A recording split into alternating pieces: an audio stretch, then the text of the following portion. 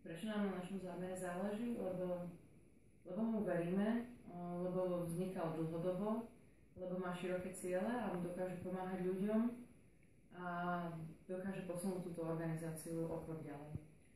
Osobne si myslím, že tento zámer vie posunúť, ako kolegyňa povedala, organizáciu do úplne iného stupňa a hlavne je to prvý krok na to, aby sme si tvorili vlastné zdroje na samofinancovanie našej činnosti raz.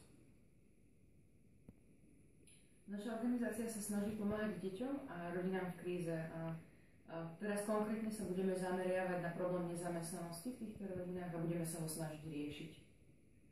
Sklbenie pobytovej zložky v krízových centrách našej celej siete na Slovensku, ktorú poznáte pod názvom Dorka, a poskytnutím práce dá oveľa širšie portfólio služieb, ktoré môžeme ponúknuť klientovi v núdzi.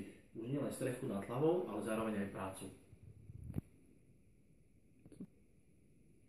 Chceme vlastne vybudovať cestovináreň, ktorá umožní vo svojej smenovej prevádzke aj to, aby mamy, ktoré vychovávajú svoje deti, mohli počas obdobia, kedy sú deti v škôlke pracovať a tak si zabezpečiť prostriedky pre svoje fungovanie. Chceme vytvoriť pracovné miesta, ktoré nebudú náročné na vzdelanie alebo na dlhodobé školenia a dokážu vytvoriť produkty, ktoré sú všeobecne veľmi rozšírené a ktoré majú dlhodobú trvanlivosť. Týmto projektom poskytneme prácu pravdepodobne 9 ľuďom priamo vo výrobnom procese. To znamená 9 rodičov, 9 otcov alebo mám bude mať priamo prácu v našom zariadení. Za tými 9 rodičmi sa však častokrát môže skrývať aj 20-30 detí.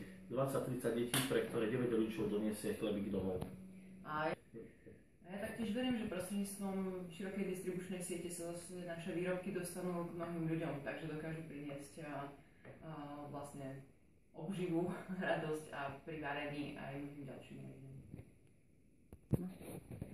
Zo svojho profesionálneho života máme skúsenosti, ja osobne mám skúsenosti aj zo súkromného sektora z oblasti biznisu, avšak verím tomu, že ľudia z neziskových organizácií sú zvyknutí prekonávať rôzne ťažkosti a realizovať častokrát aj niekedy priam nerealizovateľné projekty, takže my sa tejto výzvy nebojíme, práve že ju prijímame s radosťou.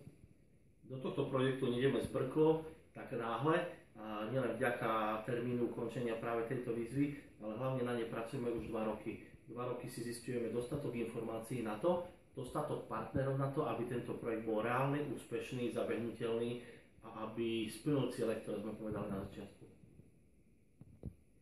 Našou silnou stránkou je to, že hoci za sebou nemáme nejaké silné finančné zázemie, našli sme skvelých partnerov, ktorí porozumejú tomuto nášmu zámeru a projektu a nás podporujú od spoločnosti, ktorá je ochotná vlastne distribuovať našu produkciu a predávať ju, cez ďalších partnerov, od technológov a ďalších skvelých ľudí, ktorí sa rozhodli nám pomáhať v celom tom procese prípravy a tomuto projektu verím. Slabinou je to práve to investičné zázemie. Máme pred sebou vynikajúci startup, vynikajúci druh sociálneho podniku, máme pred sebou veľkú reálnosť jeho úspešnosti na trhu, chýbajú nám zatiaľ investičné peniaze, to je momentálna slabina, ale veríme, že len momentálna. Mnohí lekári mi hovoria, že ja so svojou hmotnosťou by som mal jesť čo najmenej cestovín. Ja sľubujem, že ich budem jesť čo najmenej, ale budem sa ich snažiť vyrobiť čo najviac. Ja neviem, že či máme nejakú takú vtipnú vec o sebe. Ja som v podstate taký seriózny človek, ale tak verím tomu, že budeme viac predávať cestovín, ako ich musieť potom jesť.